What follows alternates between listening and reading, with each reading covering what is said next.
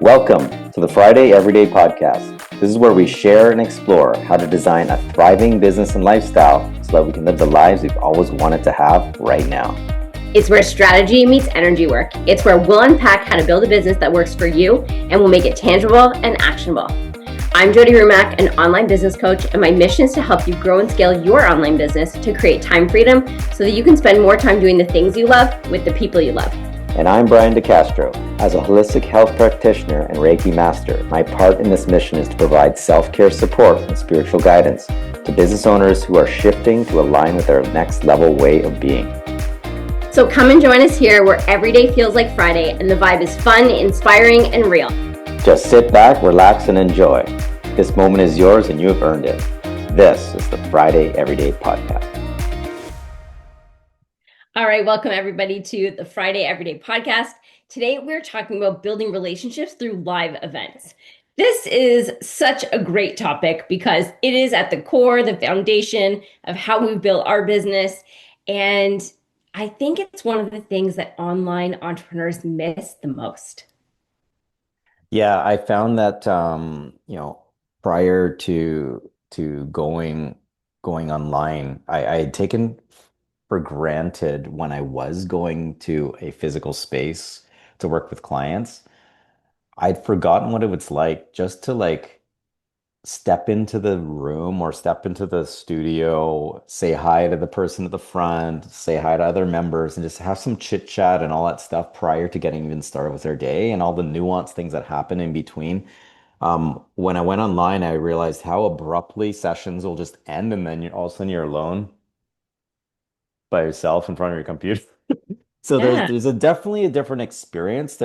I think there's strengths to both, but neither one replaces the other. And I had learned that, maybe you probably had learned that as well, that it's a great piece to still have in your business, even if your business is predominantly online. Absolutely. I think this is one of the things that I heard, the most from people, especially who are just getting started. It's like, how do I build relationships and where do I find them and where do I go and all of that stuff. And, of course, there are lots of different ways you can connect with people online. You can network online, you can join Facebook groups, you can create your own Facebook group. Like there's all kinds of things that you can do. And at the same time, you can also be in person, right? I think people often feel like, well, my business is online, so they don't even think about going in person. And I just think it's such a missed opportunity. Like, for example, when I first started running events, I started hosting my own curated dinners with my best friend because we felt like all the events we were going to were so networky, like so salesy. And, we had been to some where there's a lot of drive to like get leads and refer people and do all this stuff. And it felt really forced. And when I started launching my own events, it was just strictly because, well, maybe not strictly, but it was because I didn't want to go to those kinds of events anymore. I didn't want to be pitched to. I didn't want someone to try to sell me their network marketing company. I didn't want somebody to try to get me to work with them. I didn't want any of that stuff, which was happening. And it was happening like within a few minutes of talking to them and like, here's my card and give me yours. And then all of a sudden I had people calling me 2, 3, 4 times after the event within like a very short period of time. And I was just like, this is not how I want to do this. And so we decided to launch our own curated dinner parties where we actually invited very specific people. Most of them were our friends to start with before things, grew. And you were actually invited to the very first one, which is hilarious for us now looking back. Yeah. Because Lisa and I created these events. We hosted the first one that was literally she and I and her husband and you and 2 other friends. And that's it. And so we brought together this really intentional group because we knew that there was crossover both professionally and personally. And at the time, we actually didn't know that we were going to build a business out of it. We were just doing it for fun. We were doing it because we loved connecting people, which is another huge piece of hosting events, at least for me. And we just had fun with it. And we started with six, and then it became like eight and 10 and 16. And by the end, I think we had almost 30 at our biggest event. And it was just such a beautiful way to build relationships. And we weren't even trying to sell anything. But eventually, when we did launch our very first membership back in 2020, all of a sudden we had all these people who were interested, and our very first membership had 16 members in it.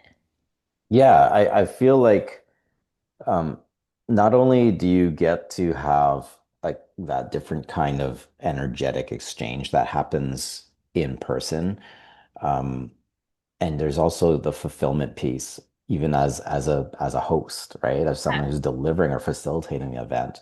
Um, I still vividly remember that event. Um, and and that's one of the things for me, one of my top things that come from hosting in person is creating lasting memories and moments that stick, Uh, right? yeah, Um, I've been to how many? I've been to so many virtual networking events. yeah, I can't say I can recall a lot of like moments or lasting memories because I right. think you sometimes like really well attended ones too. You could have up to 40 people or two Zoom pages of pe participants. Eventually they do breakouts, but just a lot going on, Yeah, right? And you're trying to contribute, trying to make the most of your time in the space and before you know it, it's over. But like I, like it's really hard to have memories that stick in those events unless there's yeah, something significant that happened, like you met someone that ended up being like a massive client of yours or something like that, right? And it's also there is an art to it, but it's sometimes trickier when you got your only your 45 seconds or your minute to deliver yeah. whatever it is that you need to say. Yes. And it's like very boxed in, and I come out of it sometimes going, I don't even know what I just said. Like I think I just confused myself, right? So Yeah, um I've been taught by a coach that we work with that, sometimes it's not so much about what you say, but how people experience you in those yeah, 60 seconds. So there is a trick to learning that online, but in person there's so much more room for it. Like um exactly. I think that the last in-person event I went to prior to COVID happening, and then when everything went online was I I, I was anxious because my very first experience with these events was a BNI. So they're the most sort of formalized in my experience Yeah, of events. And there's some positives to that, but there's also things that are kind of like it kind of boxes you in, right? So at this event, I decided for myself that I was just going to be curious about everyone in the room. yeah, And I showed that in my body language and my energy, my facial expression, and I embodied that before I stepped into the space. yeah, And when I went in, people were just like coming to me and telling stories and telling me about themselves and their business and stuff and wanting to collaborate and all this stuff and they came away from it thinking, wow, Brian's like really knowledgeable and friendly and stuff. I'm like, I didn't even freaking say anything. You just like literally came to me and we started talking, right? So there's ways you could play around with how you show up in these events too. yeah, And because it's in person, there's little nuanced things like your facial expression, your tone, your body language, all these different things that people aren't seeing online that is communicating yeah, and connecting you with others. And I just found I really began to get a greater appreciation of that once I got back out. When things opened up again, I yeah. got back out to in-person events. I think my first in-person event, I hosted my first half-day retreat, Okay. and people were hugging again. It was just like it was amazing, right? So I knew from that point that there's got to be both for me, right?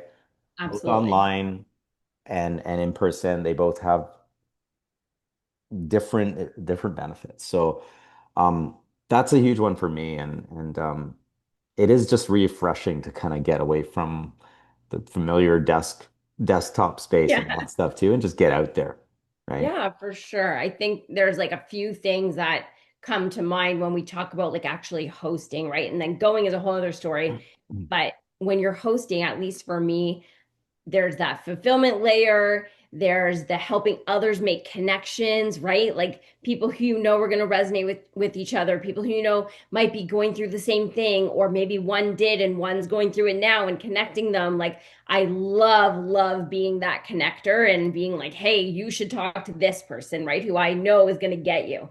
So there's that piece, which you could also do when you're not hosting. You can do that at any event as well. And then, I think the other thing too is the offers, is that when you actually do decide, if you do decide to make an offer, then it's really genuine. And so when we are reaching out to people who we are connecting with, especially in person, who know us well, who know our energy, who know our intentions, who have spent enough time with us, when we make an offer, it is received in a way that is different than making it to someone who has only spent, a little bit of time with us or only online. It's the vibe is different.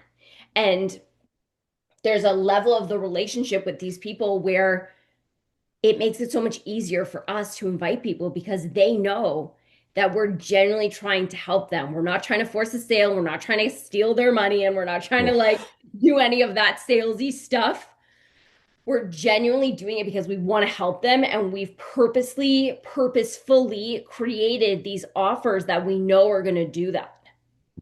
Yeah, I think one thing I learned, a line that I picked up from a networking event that I used to attend virtually that originated in South Africa. I was when I was online predominantly, I was meeting people all over the world, which I found was a huge benefit to online. But one of their things was coffee first, business later. Love that. Right? And what we would do, we'd come away from these networking events, book your one-to-ones with people you made connections or want to make further connections with, and just get to know each other, Mhm. right? And we call it, virtual coffee, right? So I did a lot of those in person when I started networking. When I launched Domestic Athlete, I was going to my networking events in person and then booking those coffees. And that's where, again, memories that lasted, connections that lasted, and I personally feel a higher level of trust and connection Yeah. if I'm looking to buy, if I'm looking for an Yes, accountant, if I'm looking for somebody to design my website or whatever, I want to absolutely. have that feeling. I'm very an energetic type person too. So like I want to have that feeling and feel that trust and feel that connection in the relationship. So For it sure. goes both ways for sure. Absolutely. And I think the other thing to mention here too for you especially is that you've been so good at connecting with your people and staying connected, right? Like how many times do people go to events if they are actually going or they are actually hosting, and you meet someone you think they're interesting and you maybe exchange numbers or emails or whatever it is, and then you either never talk to them again or you talk to them once and then that's it, and there's no maintenance of that relationship. And of course, I wouldn't recommend or expect that you stay connected with every single person that you meet because that might get a little crazy. But the ones who you genuinely feel connected to, the ones who, there's a reciprocation of what you can bring as value, what they bring as value, and all of that stuff, it's worth those relationships and staying in touch. Like you can literally go into your Facebook and look up a list of people and go, oh, I haven't talked to this guy in like a year. I'm just going to message him.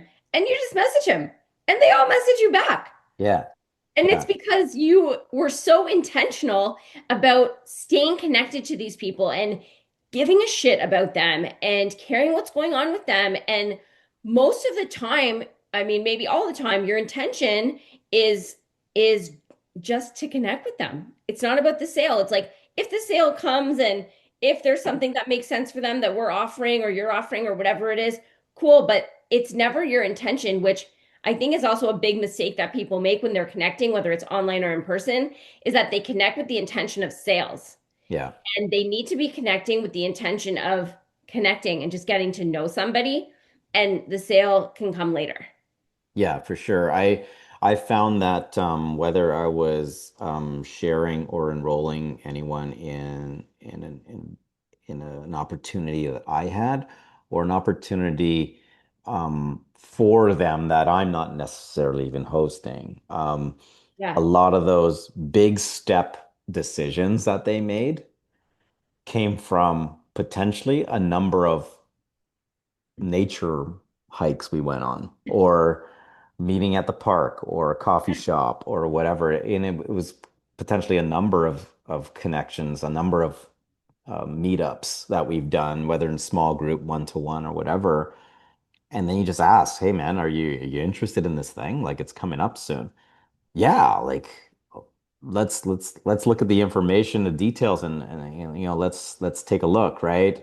There's a more openness for it, and the transition into that is a lot easier. And yeah, it comes down to, I think anyone who's selling a service or something too is, at least for me, in the type of work we do, like when I was working in either in personal training or holistic coaching or whatever, I don't want to be in the business of convincing you that this is Absolutely something you not. need. No convincing energy whatsoever. I want to connect with you, and hopefully I'm hoping that something resonates in a Right. way that's valuable to you in our experiences together. If that Yeah. leads to you being more curious about what my technical skills are and what I can offer there, I'm down. Just like how Yeah. I would for you. If I like I when I talk to someone who's in an area that I'm not specialized in, like say tech or something, I want to know that they get the hell that I go through when I open my inbox and I'm trying to organize myself and stuff. Yeah. I've actually sat on some of these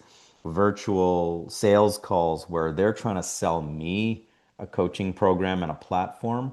Yeah. And we devoted probably maybe 3 minutes to them really understanding my business, what I'm struggling with, Yeah. what my challenges are, who I am as a coach or business owner, that with certain requirements that are going to help me be successful. Yeah. There wasn't a lot of time devoted to that. There was a lot of time dedicated to their step-by-step sales pitch, Yeah.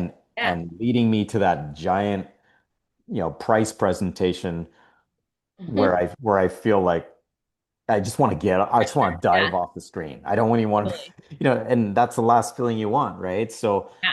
um, yeah, they heard all my pain points and stuff, and they kept pressing those pain point buttons, but still, I didn't feel the trust was there. I didn't feel it was there. Yeah. So, And um, that's yeah, so just one thing to kind of segue into with that is we're going to share a little bit on one of our next events is going to be coming up in next month, but um, just based on this conversation too, if someone were to consider hosting an event, what would you say like the key steps are, hmm. or the key considerations they need to make before they sort of put it out there and launch it? Oh, that's a good question. Or good questions, I should say. Mhm. Yeah, I think one is you really need to know what your intention is. What are you trying to accomplish, right? What are you trying to do for them? And sometimes when you're putting together an event, it may be for the purpose of a sale, but in this case, it's probably more for the purpose of just building the relationships. So, what Mhm. do you want people to experience? What do you want them to feel? Right? Who do you want them to meet? What do you want them to think about you? Right? Like what are all the things that you want them to think and feel when they come and when they leave? So I think that's the first thing to really think about, and that will help you figure out what type of event you're going to do, what you're doing at the event. We can talk about our suburban co-working retreats in a second. So you really want to think about what you want them to get out of it. What's the transformation? What are they going to feel and think and all of that? And then I think the other thing is that anytime I've started hosting events, whether it was with Lisa back in the day, whether it was with us when we started our suburban co-working retreats in our house, we always started with our people. We always started with the people who supported us, who were our friends, who we knew would show up, who also fit the avatar and the transformation and all of that stuff. But we started with people that we knew because we wanted to create a certain vibe and experience. And we knew that those people, if they did enjoy their time, would start telling other people, which is exactly what happened. So I think those are like the two things. And also for me, the goal is not about, especially if you're just getting started, the goal is not about making money through these types of events. For me, especially, a half day or a full day type of event, it is likely that you are going to break even or maybe even lose a little.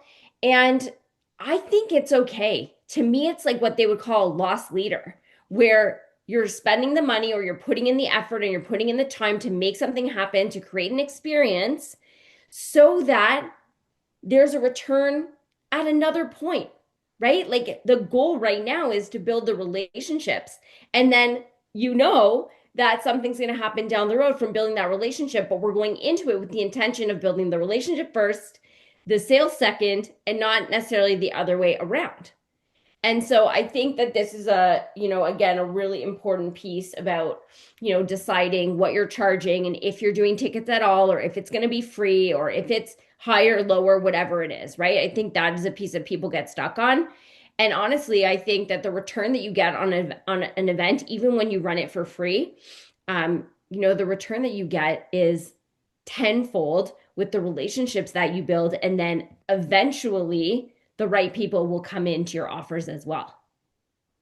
Yeah, just along with that, one of the things I've thought of as well was, especially the sort of the grassroots, the beginning stages is when we did our suburban co-working retreats at the house. I think we did a total of seven, like almost every month, right? And not seven a month, but in 7 months we did one Yeah. every month, and Yeah.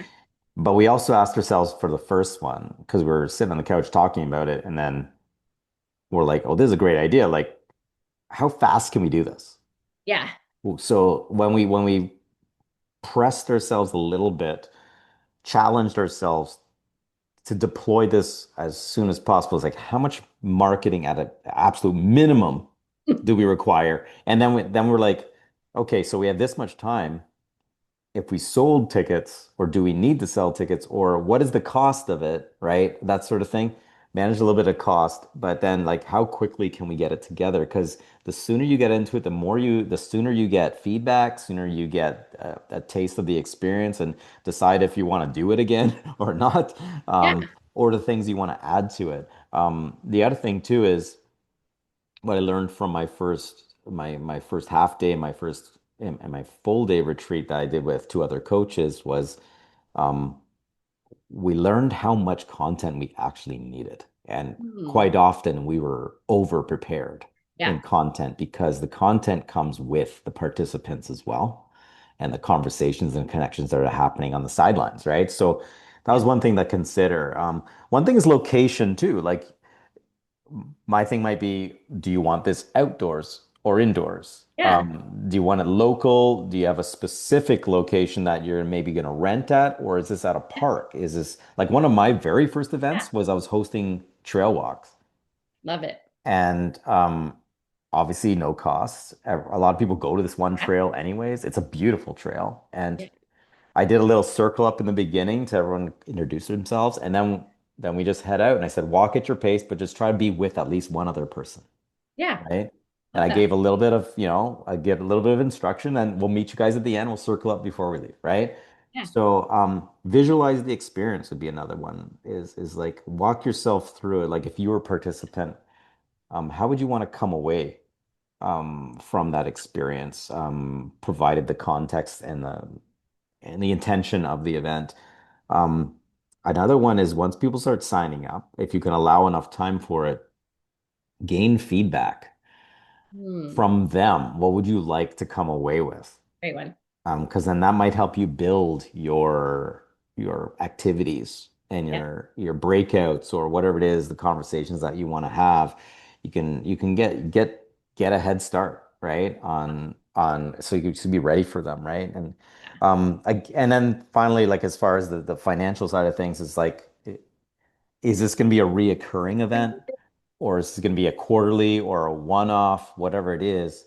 Decide for yourself, how are you going to manage costs if there are any? and how are you going to manage sustainability of the event? Because a lot Yeah. of these events, they do benefit from being repeated so you can build on it, Yeah. right? The Yeah. one-time event is kind of like a big effort for one situation that you don't know, like you can't necessarily count on just that one event to just completely shift everything. So having the reoccurring events happening, especially when you're starting out, allows you the data you need to really get a feel for not only like what kind of experiences you can offer, but learning what your superpowers are, what your skills are in Yeah. this area too, right? So there's a lot of really valuable things that come along with it. And sometimes you don't realize it till after the event happens.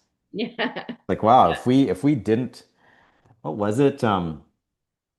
When I told people when I did my first my half day, I gave my little speech at the end, and one of my messages at the end was like, the whole life is too short thing, and if you have an idea or a dream, just start moving towards it, sort of thing. And I said, you know, all of this here today, everything we experienced today happened because I had an idea and I pushed myself, or even a colleague or somebody, a friend pushed me to take the first step Yeah. and actualize it and make it real. What Yes. if I did nothing? Right? It was kind of like, what if I did nothing? We would have never experienced this. Yeah. Right? So I'm reminding people like you want to sort of catch yourself if you're constantly talking about something that's a great idea that you want to do, that you're really excited about, and everyone feels your passion, but then you go back to everyday living, Yeah. you know, it's a missed opportunity to just do it, to just make it happen, right? So um that's what I would extend to anyone who's thinking about doing events. It's like, how fast can you do the first one, right? That is a great question. Yes. I Yeah. think like there's so much actually that we've talked about today, which I don't even think that we expected to talk about all these different nuanced pieces of running a. Yeah. But I think at the end of the day, the biggest takeaways are, things like one, no matter where you are in your business, you should be either going to or hosting your own events or Yeah. both, right? No matter where you are, no matter what level, no matter how, how you started or when you started or how far along you are, you still need to be meeting new people all the time. So that's a huge one for me. What's like a number one takeaway for you? Um, from today's conversation, um, I would say I would say we didn't really talk so much about this, but just it has a lot to do with the activity, right? Like, it's not just about meeting up, it's what are we doing when we meet up, right? Because I've noticed this at like family barbecues or parties you go to. If the host has also created, we went to one recently in the summer. The host had planned some sort of game or something um, that would be alongside the socializing, the eating, and all that stuff. Because I've been to a lot of events where if there's just socializing and eating, usually I'm done with the small talk, and then I just start overeating. And Yeah. then I walk away kind of with this regretful feeling in my body, right? Yeah. But if there's activity, something like as a main theme, Yeah. um, what would it be? What would you love to do with people you enjoy spending time with? Start Yeah. with that, right? And then just kind of build a context around it, right? I think, and the other thing, what we did as well, we sat down and said, we wrote on our first one, we wrote down like a list of just who do you want to just hang out with doing this co-working event, right? Like, Yeah. and just build it out and start talking about it, right? I Yeah. think that's the main thing. I'm really big on because, like, I mean, in the past for me, I've talked a lot about things and taken a really long time getting started. And when I finally got started, I realized if I had just started sooner, Yeah. I would have experienced this faster, right? Yeah. So my big thing for everybody is how fast can you do it? Like sit and talk around, Love it. talk with other people that are supportive of the idea and can get behind you on it, so they don't give you any barriers or Yeah. boundaries, and just explore, and Yeah. then narrow it down to the event and just give it a go, give it a I love shot. that. I love that. And I think too that, anytime you take action, that's always going to help you in some way. You're going to learn Yeah. something, right? And so when we first started the suburban co-working retreats, the idea of the event was that we were basically combining the retreat feel, right? Hmm. The energetic work, the relaxed state, all of that stuff with co-working, because what you and I had noticed in our own life was that when we were changing our environment and doing things differently and not necessarily only sitting at our laptops and getting out in nature and all of that stuff, that we were actually being way more productive. And so we created a half day, 4 hour event that we hosted at our house where we went on a nature walk. We had some food and nibbles when people came back. We had the co working session, usually 90 minutes, where people scattered themselves throughout the house and literally sat in silence working away on whatever it was that they were working on. And people walked away having had a chance to get out of their house, having had a chance to meet people and talk to people and connect with people just like them, and to get outside and to decompress a little and to, clear any of the negative energetic stuff that's going on and really get some deep work done. And that was our intention. That's what we wanted. And so once we did that, like you said, we hosted, I think, 7 of them. Yeah. And then in June, we did a 1 day where we had a chance to expand on what we were doing. And we actually did it in a location. Hmm. But same idea. People had the energetic piece and they had the connection piece and they had the get shit done doing work piece. Hmm. And I Yeah. know for both of us, and maybe you can speak to this a little bit before we talk about the upcoming event, is that we both wanted to create something where people weren't just coming and having a feeling. We wanted them to come and feel like they got something done. There Yes. was an action item, there was a task, there was something that they could walk away saying, oh my goodness, I completed that thing. I never would have done it on my own, Hmm. right? I never would have gotten to work. I would have started, I would have gotten distracted, I would have been eating cookies, I would have been in the fridge, Hmm. right? And so that was a really important piece for us. And it is continuously the important piece for us that people are actually getting shit done, along with having the feelings and the connections and the energetic clearing and all of that stuff. Yeah, because all of that whole sort of holistic experience is important and very true. You want them coming away with something, and also for me, coming away having potentially initiated something that they will carry on after Yeah. that day too. Because we've all been in that situation. We went to a conference or a workshop or a seminar. We get totally pumped up because the speaker's amazing or the content's amazing, and you go Yeah. home with your binder full of stuff, and then nothing happens, right? Yeah. So, part Very of typical. anyone who attends one of our events, whether it's virtual or in person, like of course, they have the option of joining our community online, right? So those conversations can continue, those connections continue, and that whatever the energetic sort of influences that causes them to continue to get work done and continue to create and do whatever is that they're working on, then we know that we've initiated a momentum or something that is actually shifting Yeah. something rather than just the one time as my buddy says the jacuzzi experience where you just Right. it feels good and then you get out and then that's Right. it, right? Yeah. Yeah, this is a through line for us in Yeah. everything that we do, in every offer that we have, in every event that we do. We want to be able to provide that next step, that option for the accountability, the option to stay in the community, and all of that good stuff. And so, before we get to that piece, we actually are going to be hosting our next event in October, which is the upgrade, right? We went from hosting these half days, we did the full day in June, and now we're running a 4 day in Yeah. October. So share with everybody a little bit about how that came to be and what we're going to be working on there. Yeah, well, we were lucky enough to have an opportunity to attend a retreat at this location through a friend, and this was in December, so a different time of year. I think a whole whack of snow came down too that Yes. weekend, so it was beautiful. Gorgeous. And the timing couldn't have been more Perfect. more ideal. right? For both of us, where we were in our businesses and what we're going to go get into next in 2025, right? So we experienced the same sort of length of time, and we just knew that we were going to do something at this location. So it's from October 20th to 23rd in Buckhorn in the Kawarthas. Um, it's gonna be beautiful time of the year. It's gonna be still kind of more sort of like mild or cooler or whatever. Hopefully sunny, but leaves will be changing at that time. So from the nature landscape on the lake sort of perspective, it's gonna be beautiful, Yeah. right?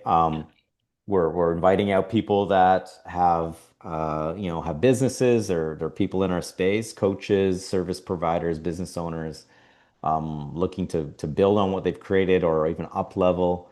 Um, and we're gonna incorporate. It's like a because of the time frame, we can go really deep into all the different aspects of the relaxation, the self-care, the community and solo time, but also with the co-working, the strategic work, diving deep at like masterminding and all that stuff. There's going to be enough time to go a little bit deeper with the theme of sort of like how they want to close out this year, but also how they want to forecast the upcoming year. And I think one thing that we're really excited about is when you get all the right people in a room Hmm. and in this container together in this immersive sort of breaking bread together Yeah. multiple nights, Yeah. and really being able to have the time to drill down on some things and sort of build connections. So much creative stuff can come up. The level of conviction and excitement you can have around your idea and support you can have, like it's really hard to duplicate that on a day-to-day process. So like this is one of the things that we're excited about. There's also a couple little surprises we want to work in there too, little things that little details that play a part in it. Um, but it's gonna be great. Like what else for you is gets you lit up about this experience coming up? I mean, for sure, the nature piece is killer for me, for both of us. I cannot wait to be there with the fall colors and the lake and all the things. But I think the other big piece of this is that we are basically creating the Friday everyday experience. Yes. And the whole idea is not only to bring together the strategy and the energy work, which is the combination of you and I, but it is also to show them what Friday Every Day actually looks like. And what that looks like is, working for a good chunk of the day, but intentionally deep work, getting it done all in one, block or a couple blocks rather than trying to work all day and fit it in and do a million things at once and all of that. It's getting that in, but it's also including, like you said, the self-care pieces. There's going to be time for people to have just time to themselves. We actually, purposely scheduled that in so that people can go and we'll have some sort of camp style what's the word that I want to use? Like stations almost set up where people can go and just do some arts and crafts or hang out or play some games or whatever.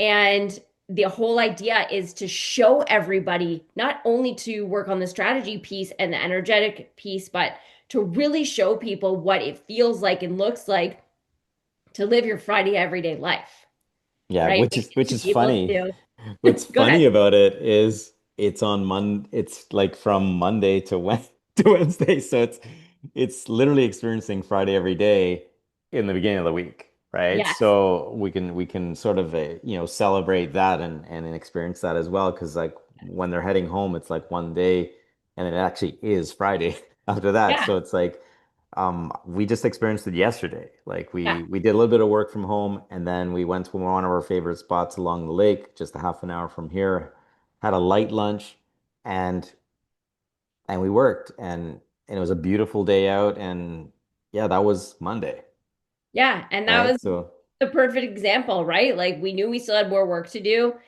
And, we had been on some calls and stuff in the morning and it was gorgeous out. And there was no freaking way that we were staying home inside when we could be outside. Yeah, And yeah, so, yeah, that's exactly what we did. And that's exactly what we want to show people through this 4-day experience and give them something that they can take home where they can see they can do this as well. yeah, It's not only for when they're at the retreat. It's being yeah, able to take away the pieces and committing to, doing a 3 to 5 minute meditation in the morning to ground themselves and, maybe getting out at lunchtime for half an hour to go and do a little quick walk or whatever it is. We want people to really embody this Friday every day feeling and experience and be able to take it home. That's a yeah. huge part of it. It's going to be amazing. I'm so So, excited. anything else? What do people need to do to find out more or to connect if they have any questions? Yeah, I mean, we will leave the link somewhere below show notes, Mhm. wherever it's going to go. We will leave the link for you guys somewhere around this video. But if you want to just try to go to it, go to jodyrumack.com/next level CEO, or you could always send either of us a DM, find us on Instagram, on Facebook, whatever you want. We do have a couple of spots left. Mhm. And so, if you're interested in joining us and joining the amazing crew of people that we've already got coming, then definitely send us out a message or check out the page and see a little bit more about what it's about. And yeah, that would be the easiest thing to do. All right. All right. Looking forward to it. And where do we go from here? Where do we go from here? We go into episode 3, which is going to be a fun one. We're going to be diving into a little bit more background, where we're at, what's going on with each of Brian and I to help you guys, get to know your host a little bit better if you don't already. So we're excited for that one. That one's going to be coming up soon.